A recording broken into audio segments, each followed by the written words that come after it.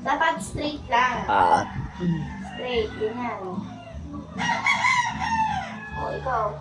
Hindi mo straight. O, sunod yan.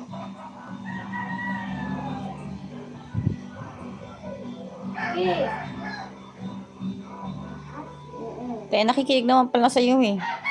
Ngayon lang. Nakikinig ka ba, Taisy? Galing mo man. Ano yan? Anong shape yan? Anong snake? Anong shape? O, isa pa. Lakasan mo.